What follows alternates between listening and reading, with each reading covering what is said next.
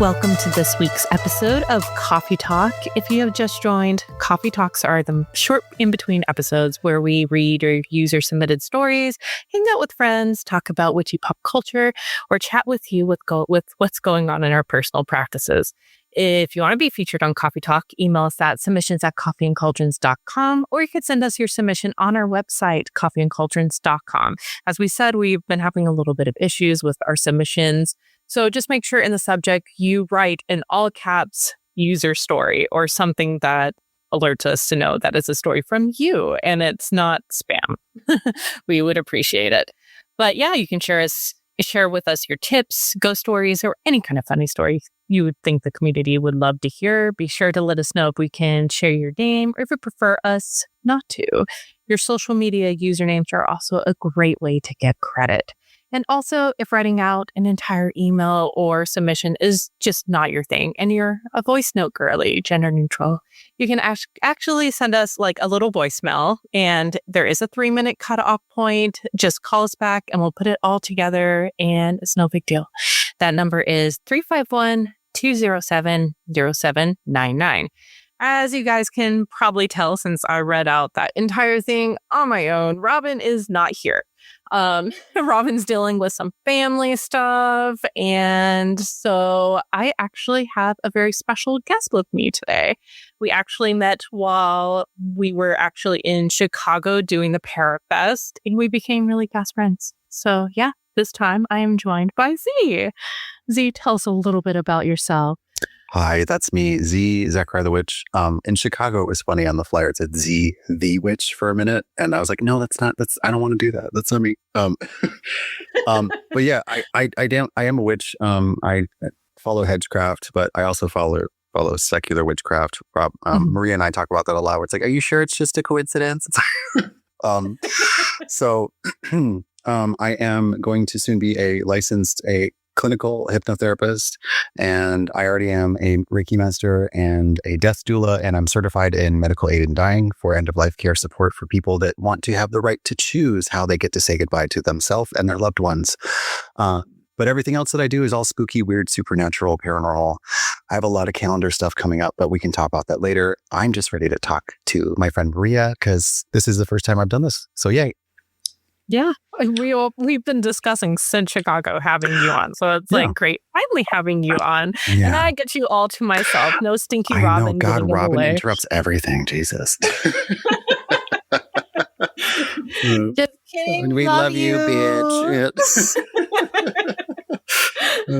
I do need to make a trip out to her too because I love where she's at. It's so spiritual out there. It's cool.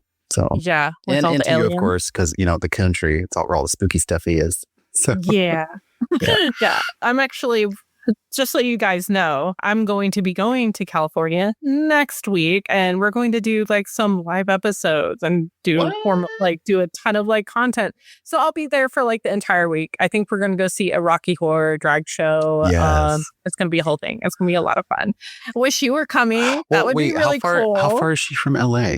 Like, do you far? Yeah, it's like hours, right? Like northern, right? Hours. Shasta. Yeah, That's right. I know Shasta. From San Francisco, it's like a 6-hour trip? Oh yeah, that's all the way up. That's the northern half. So that sucks. Well, yeah. No, we're busy. Yeah. But hey, you're busy.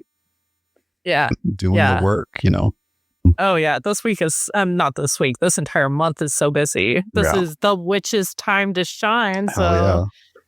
What's that thing I heard? It was like, oh, look, it's that time of the year where my lifestyle isn't weird and everybody likes it. I know, right? Now, everyone wants to join the witchcraft cult. Oh my God, you're so cool. Don't worry, November will roll around and we'll become problematic again. I know, I'll kill some pilgrims. It's fine. Wednesday out. It's fine. Yeah, that's right. All right, so what are we doing today? What's the sitch? Today, let's talk about some ghost stuff because it is October. We're in peak spooky season, and we're at that time where so many different cultures are celebrating the dead, and the dead love to be celebrated around this time, and they make themselves known. We're heading into the darker times of the year, which means we pay attention more what's going around and what's happening in our house. We're listening at night. We watch a few scary stories, so we're up later and we're like, listening to the bumps and creaks and keeping an eye out for ghosties when we normally wouldn't. So we see them more often. But you have a funny story to tell about that. Gosh, I do. It's so crazy because this is, okay, y'all, listening. Again, I'm more of a secular witch. So I'm just like, I like the ritual, the principle, the practice. It's good for me and my brain. And also it helps other people. I'm very pragmatic that way because I'm more of a humanist. So this thing, oh my gosh, speaking of walking around at night. Okay, so here's my theory. For 3 months, this was this was in the last year. I started to have a very different schedule than my partner. And so I started to observe this phenomenon that began happening when I went to Florida and I came back from Florida, because when I went to Florida in May of this year, I got some tools that were a part of my heritage and my birthright: a medicine wheel, a medicine drum, a ball, my grandfather's rattle, and some like his medicine bag. And when I say medicine means what is good and what heals. It's from the Eastern Band Cherokee side of my family. So I got those things. I got to see what my grandmother looked like for the first time ever on that side of the family. Her name is Beatrice. And so, Maria, I bring all these things home, and what starts happening? Weird fucking shit. Weird stuff. Like, hello, I'm home alone. Who is here? I would hear cabinets open that I'd never heard open on their own before. And I mean, the house is 100 years old, but we never had like the weird swells or changes. So I started to create this hypothesis of like, okay, is it the ghosts of my ancestors? Like my grandpa and my grandmother and whoever else I brought with me? Or is it just increasing the activity that I think is actually something else, which is what I'm telling you now. Every night since May, I started to have a different sleep pattern than my partner, and I would sleep on the couch, and sometimes he would sleep in the bed, or we would switch or whatever, because I just started to get weird insomnia. And so I would always be aware of things going on at night up until like 3, sometimes 4 in the morning. And so I would start to notice right around a certain time, I would start to hear him snoring in the other room. And right at that time, I hear somebody start to walk around the house. So what do you think I'm going to tell you I think it is? Is it a ghost? No. I think it is very possible that at certain times, there are people who don't know that they're having out-of-body experiences or they're astral traveling at night when they go to sleep. I really do. Because I tracked this for 3 months. And every time he was sound asleep, things started to happen. And it was like things that he would do if he woke up in the middle of the night to like get a snack or to open a certain cabinet.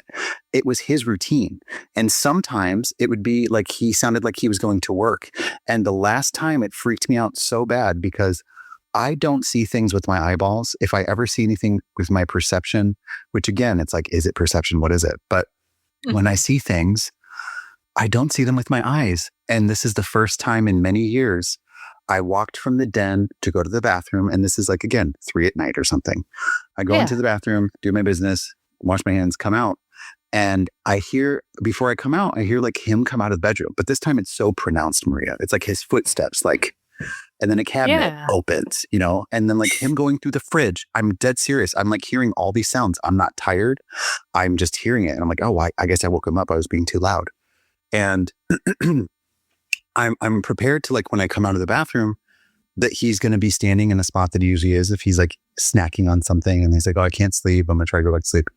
So that is what happens. I open the door and I turn. I see him standing in the kitchen. His back is to me. He's wearing like the basketball shorts, no shirt. And it's dimly lit by the nightlight that we have on in the kitchen that's on a timer. And it just looks like the normal routine. Like, oh, hey, what are you doing up? And I said that. And I turned around to shut the door. And it took me less than a second. I turn around, I pull the door shut. And when I turn back around, he's gone. And my house creaks. If you walk, you cannot be a ninja. You can't sneak away. You can't spook anybody. You have to just be waiting for hours to try to spook them. You can't sneak up on them in our house. Everything creaks. So I'm just like, oh my God. So I had to go in the bedroom and I didn't want to turn the lights on. So I like turned the hallway light on. He is sound asleep under like 3 blankets. And I'm just like, I gotta be right here. He is leaving his body. He's going somewhere. And so in June or July, no, August, it was before his birthday, he revealed to me that I don't know how much I want to say here without like, I don't want to put his business out there, but he had an experience. Let's just say that.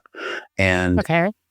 he had this experience where he realized he wasn't dreaming and I wasn't home. Okay. So this is something he experienced on his own. He said that he thought he woke up and he was walking out of the bedroom because he thought he heard me come home because it was late. And what's crazy is that this is a night that I wasn't home and I wasn't going to come home except like really late because I was art director for a show. And so he says what he thought was a dream. He gets up, he's like, hello. And then he realizes some of the things in the house that he had set in certain places were in different places or missing. And he thought that I came home and like grabbed something that I forgot. And then he went and laid back down, but then he felt like he couldn't fall asleep. And then he realized his body felt like it was vibrating. And he goes, I don't know what that means, but I realized I wasn't awake. I was dreaming or something. He's like, I don't know what that was. He's like, but I think I was walking around the house, but I wasn't walking around the house. And I was like, yeah, you left your body. And by the way, I've been monitoring every time you fall asleep. I hear you walking around. I saw you 2 months ago in the kitchen and then you weren't there, you know? And so like, this continued for 3 months. And then it was right around the end of August, it escalated to where even if we weren't home, the camera in the back would go off and outside, the camera in the front would go off. We would see something. I wish I had the thing I think I have a screenshot of when it's like a brief clip. I have to try to find it. The back camera never goes off. Never. But it started doing this thing where like you could tell something went by like very close to the house because the motion lights against the house would turn on. And the one time it happened that really freaked me out, it looked like the shoulders and the head of a person, but it was like nothing else, just completely see-through. And I'm just like, what the fuck? But it looked like him kind of because he's bald. And and I'm just like, what the fuck? So it's this very strange thing where I feel that it is highly likely that when we are comfortable and we are in our space and we are home and we feel safe, we might tend to wander. Because I do remember as a child, I would often think I was sleepwalking, but I wasn't. I was actually leaving my body and I would meet things in this place. And then the next day I'd tell my mom, hey, I met this dear person and it said that you should leave this person. Like literally told me as a child to tell this adult person, like, end your marriage. And she goes, what do you mean you talk to a man with antlers? Like, what are you fucking talking about? I was like, yeah. And then, they ended up divorcing shortly after because he turned nuts. So it's just, I think that there's, whether you believe or not, I do believe in the liminal and the conscious and the subconscious because I love hypnosis. And we can access those planes without the woo even. We can go to those places because psychic phenomenon to me doesn't require magic. It's just a part of our body. It's a part of our impulses and it will happen no matter what. So I just like, what do you think? Do you think that's possible? Because it freaked me out. No, I actually completely agree because I always say like when we go to sleep, like all of the boundaries we set up like just crash, like they go down, like we keep them, especially us who deal with spirits a lot, like we have them up like all day, kind of like as a protective thing, even against like people. But when we go to sleep, they naturally all come down. So that's when we interact with the liminal the most. Like even if we wake up and interact with it by seeing it, or if like we're asleep and we astro project with it, like, on accident, it makes sense. Like we go into the liminal all the time as witches, like when we hedge cross or even when we meditate, but that's us like doing what we do in sleep naturally. So it would make sense that we are wandering around. It's so funny because it's like how many ghost experiences are just us like doing stuff for someone that we know just doing stuff. What I will always say this, I don't know everything and I never will. And that's the thing is I'm comfortable saying I absolutely do not know. I want to learn as much as I can. I know from pattern recognition and things that are familiar to me, I can identify and quantify something as being like, oh, that was a lucid dream. That was cool, But with these experiences, I saw him with my eyes. I saw like it was so detailed. It was him. I wasn't tired. I wasn't in a hypnotic state.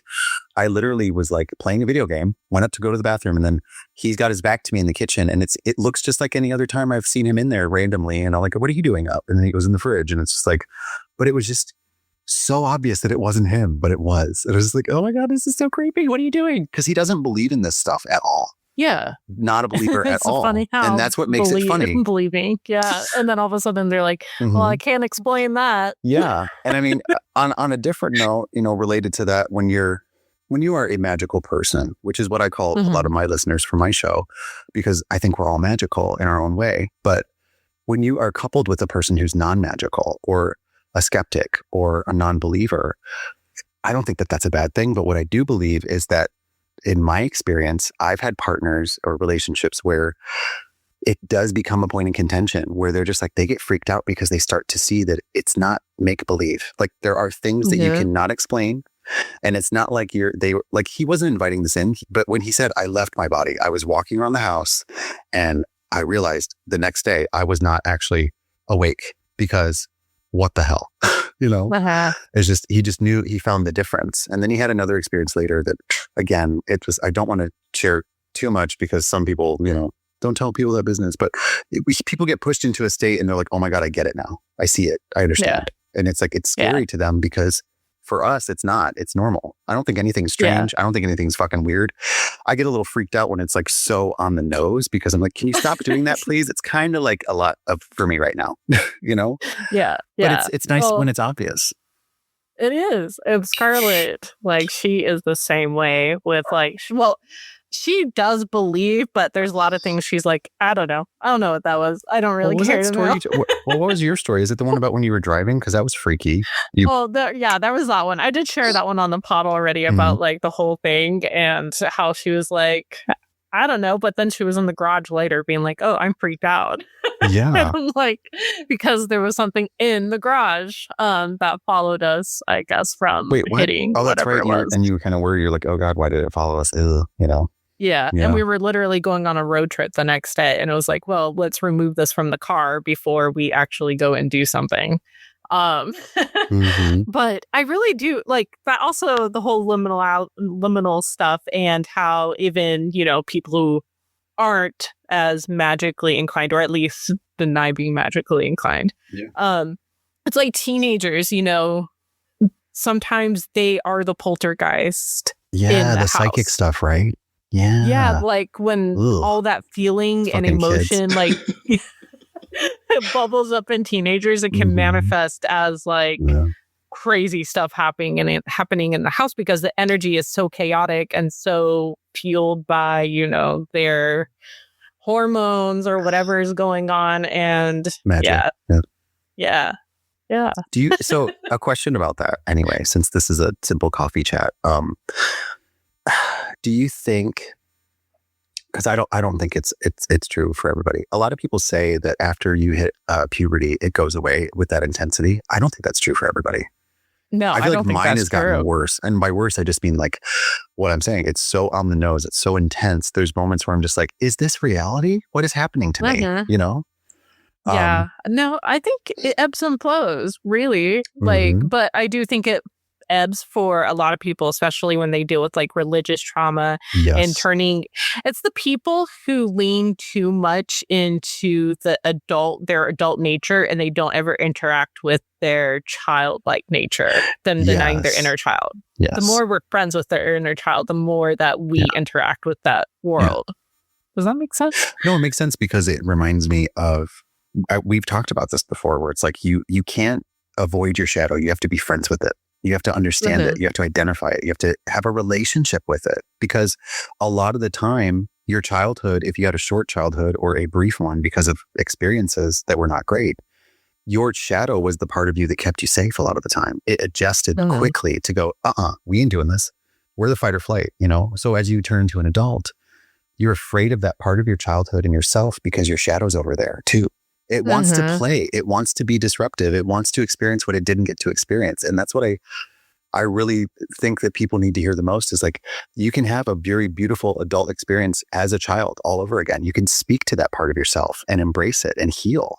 But I hear all these like corny psychology tropes online and I'm just like, you're doing it wrong. You're like turning it into your enemy. It's not. It was there to protect you. It usually was there to keep you safe.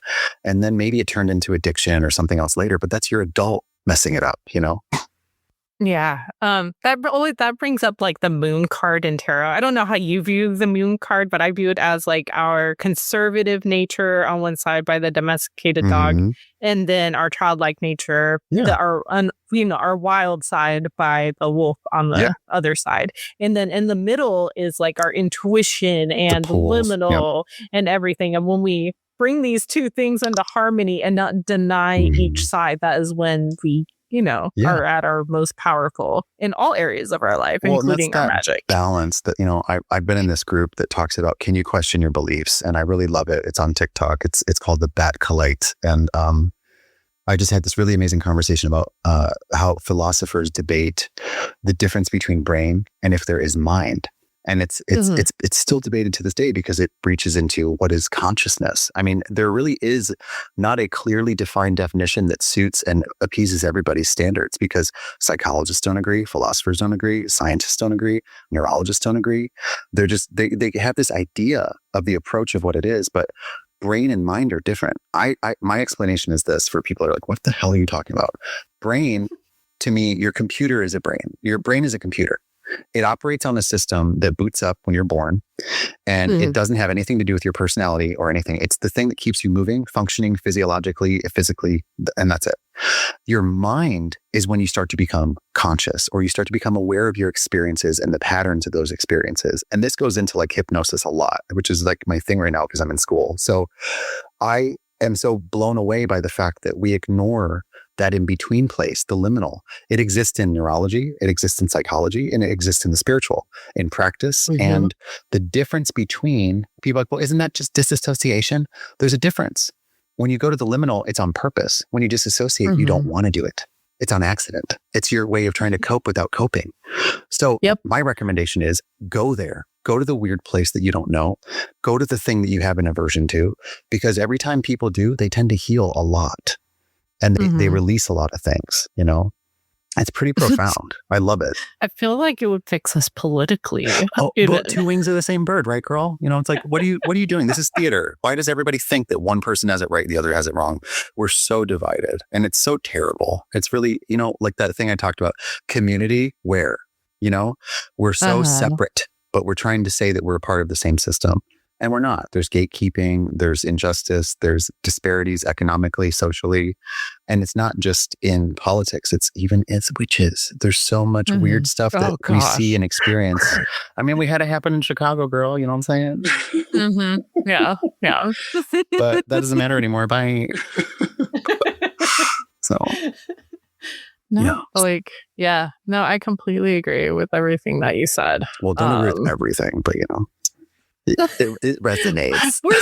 We're hive mind. It's fine. We are Borg. God. Yeah. No, that's why I like talking to you, because I feel like you and I, like, we're very on the same wavelength about, it's funny, spirituality. I agree in the way that, like, you're more woo than me. Like, you still are in that world so much, and I love that for you.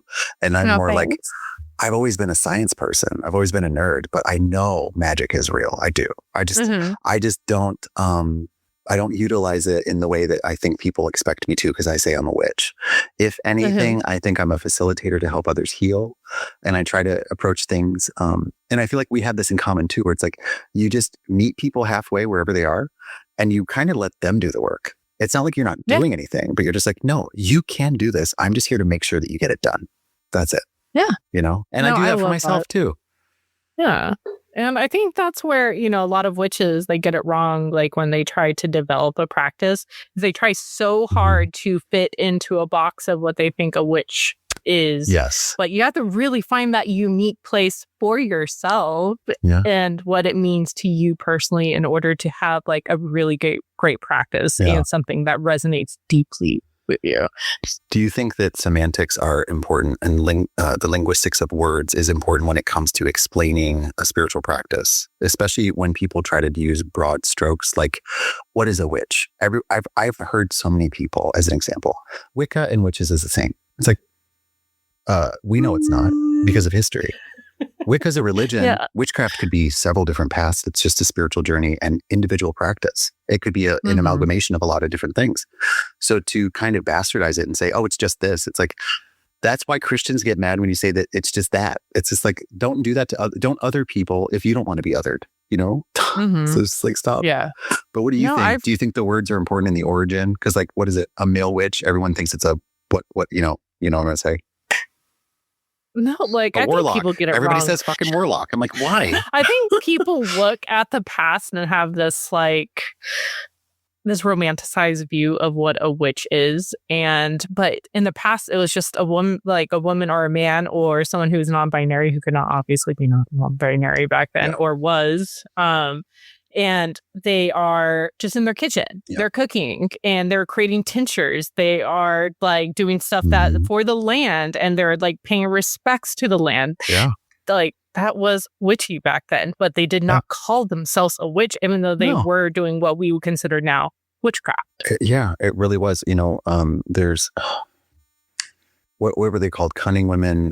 They were doulas. They were healers. They were faith practitioners. They were the discerning ones. They were medicine people. They were shamans. They were court jesters. They were so many different things, because it brought about, like I said, medicine means anything that is good, that brings about the best in you and for you. And so I think the fear that people have of not knowing how to identify something is the other side of why words are important, and understanding the history of where those words came from. Because I've heard people talk about witchcraft in the way, as a Christian perspective, they say, well, isn't there black magic and white magic and this and that? I was like, hold on. There's so much to cover already. But the basic here is like, black magic is stemmed in repression, racism, colonization. Why do we need to differentiate? You know, like, magic is magic. We can't explain it, you know? Maybe it's purposeful or intentional, but not everybody has the same approach to it or the same verbiage for it, you know? So, I mean, like, you know, do you have an example of something like that? Because it drives me nuts when I hear people just generalize. I hate it. Well, I really think, like, I hate those videos that are like 10 things that prove that you are a witch. If you feel like a witch, just call yourself it. Obviously, words do have power, but as I said, back in the past, like, people that we would consider would be witchy, they didn't consider themselves witchy, but they would be like, I am, as you said, like, someone who does medicine. I am, you know, I do like some, you know, the whole, like, the cunning, but that was their words of power. Us nowadays, we call ourselves witch as a word of power. So if you feel it, just be it. You don't have or you have Rocky Horror on the line. I was like, yeah, don't dream it, be it. Yeah.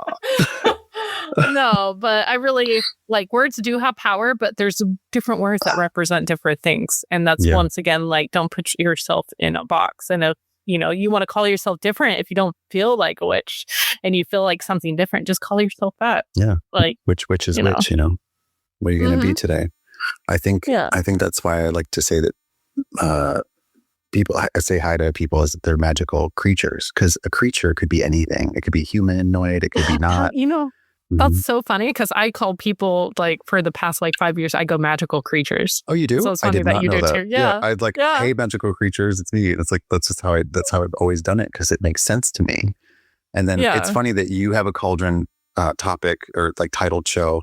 And before I met y'all, I think it was maybe a year later, I didn't even know you existed. And I started mine called Around the Cauldron. And I was like, what the hell? And I didn't think it was like bad or negative for us, but it was just like the way that I look at a cauldron is that it's the melting pot of anything that you discuss, anything that you bring towards in your space can have purpose. And so, like, when I started the show, just like I feel like you and Robyn do, you bring in different ingredients, different people. If you view them as metaphorically ingredients, it's the same thing. It's like you're offering a different blend of how to approach and look at things and different perspectives. Because according to a lot of non-spiritual people, life is subjective perception of your reality. So, you know what I mean? And I think it's great when we're so open. And I didn't think this episode was going to go in that direction, but it's like, that's the message that seems to be coming out, which is be open, go towards the things that you're afraid of a lot of the time, or say the thing, be the brick, do something different. Like, don't sit on your haunches there and just be like, oh, I want to be cool too. It's like, you probably already are. You just don't even know it. You know, Yeah. like you have magic, you have power, you have all the same things that we can harness and do. You just got to dig and you got to look for it and you got to find what works in your life and in your spirit and what clicks for you. Well, that was perfect. We'll just end on that. But first, before we end, you have stuff that you want to share. Go ahead and plug yourself. Plug your things. So much happening. Well, thank you for having me. First of all, this is really, of course, I needed this conversation, like I told you. So, if you want to find me, I need to stop saying, if you would like to find me, my website is zachariahthewitch.com. It is active again. I turned it off for a while. My Instagram is also at zachariahthewitch. I don't really use my other socials for this kind of stuff or my spiritual work. I just use it for fun. And you don't need to know what those are. I have a show coming up on Friday. It's a investigation with Spooky Foodie, my friend Ansley. It's already sold out, but I'm going to tell you about it because it's at this infamous crime location where the David Sconce case happened back in the 90s. And he mutilated and profited off of the mass cremations that he offered at a low, low price so that he could make a profit. The building is so haunted. It's terrifying. It's gotten way more haunted and it's not like bad, but it's intense. And we've sold out both of the shows. So now what we've done, and this is why I'm bringing it up, October 24th, if you happen to be in the LA Pasadena area, you can go to my link tree. You can go to my website. I'm going to have a blog with all the links. I can also send it to Maria here and they can probably put it in their stuff. But it's out October 24th. And then that's going to be the follow-up.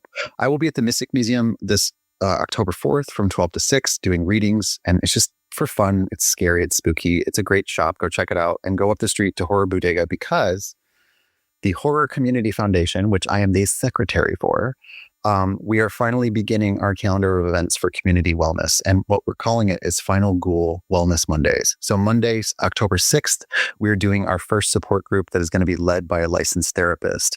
And this group isn't meant to replace one-on-one therapy. It's just so you can meet people, de-stress, decompress. This isn't like a trauma dumping circle. This will have a fun activity. It's led by a certain facilitator. This one is with, I believe, no, not Natasha. She's next week. So Monday the 13th is Shadow Work and Meditation with Natasha. She is a drug and alcohol counselor, but she's also a dancer, a performer. She does pole. She does everything. She's amazing, beautiful, talented, cool. Love a Renaissance woman. The 20th is our support group that's called Burnout. Oh my God. Burnout for real. We all burn out. This is ways to come back to yourself, to recharge. And that's on Monday the 20th. And then the last one is Monday the 27th. And that night is called My Name is Power. And that is where we paint, we sip, and we watch a movie. And so there's no requirement to do anything therapy like or anything. But I'm mentioning this because if you happen to be a provider, we are also extending this to people who want to work with us because we are a nonprofit, a 501c3. And we would like to offer services to the community for people who are into the spooky, into the scary. That's why it's called the Horror Community Foundation. And we want to work with you. If you're willing to provide, community and support and lowered rates. But I mean, that's it for my events. The only thing that, you mentioned is that full moon. It's a super moon, it's in Aries. It's going to be exciting. It's going to be a lot. Supermoons are beautiful too. So around 11 o'clock at night, you should be able to see it anywhere in America. It's going to be bam, huge. So hoping and praying for clear skies. Yeah. I'll tell you something after we're done recording about my moon stuff because geez. Okay. Yeah. Yay, I'm excited. Yeah, but thank you again for having me. Of course. Well, thank you so much for joining me. And thank you guys so much for joining us this week for Coffee Talk. We hope to see you next week for one of our regular episodes. Hopefully, as Robyn has a family emergency. And we're going to be doing the live next week. I'm going to be literally in California. Yeah. So I will be there and we'll be filming something. So it'll be fun. So definitely keep an eye out for that live. I think it's going to be on our YouTube, but there's going to be links all over social media for it. So you'll find it. But go ahead and check out our website for our links for our submission forms, or shoot us an email at submissions@coffeeandcauldrons.com to tell us any ghost stories, witchy stories, tips, or any topics you think the community would love to hear. And as always, if you enjoy Coffee and Cauldrons, please take a moment to review us on whatever you are listening to us on. Or if you want to support us directly, consider joining us on Patreon, where we share articles, special Part 2 exclusive episodes, have a Spell of the Month box, and a Discord. Yeah, but we'll see you guys next time. Bye. Thank you.